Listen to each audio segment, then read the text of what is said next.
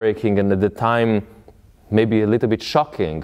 Immediately afterwards, in the next performances, the audience started really loving it. And very quickly it became one of the most important, if not the most important piece of the 20th century.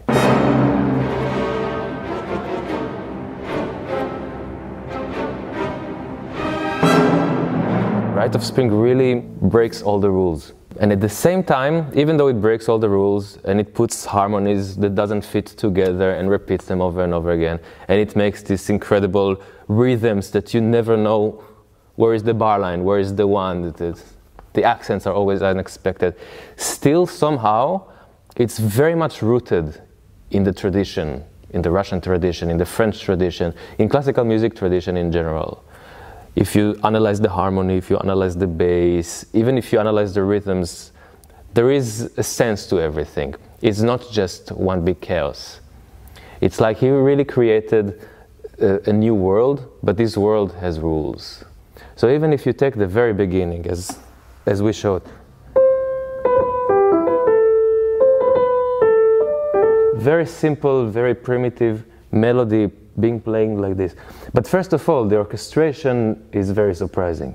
Stravinsky is using here the bassoon, which is the least expected instrument to use for this melody, because the bassoon is always playing the lowest music from the woodwind section. So if the bassoon will play it here or here, it's perfectly fine. But up here,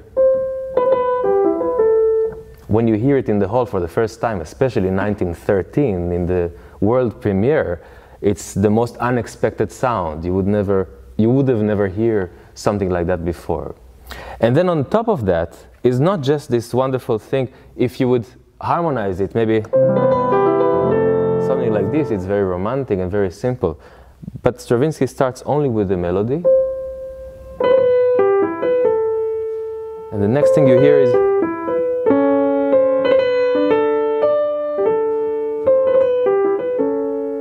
very simple, yet very unexpected accompaniment and counterpoint, and it continues.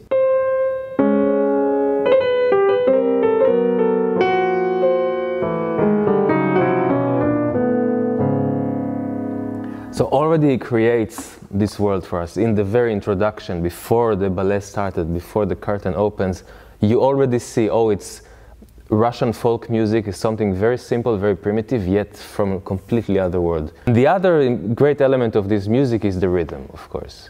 And in the first scene, the moment the curtain opens up, we hear this thing. The music is written in twos.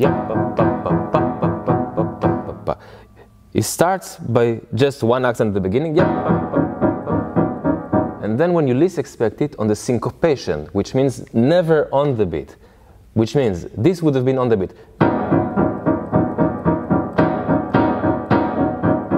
This is very banal.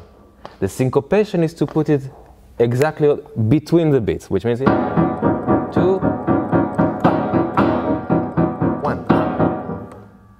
By that time, you got used to the syncopation. He starts putting them again on the beat. Is it?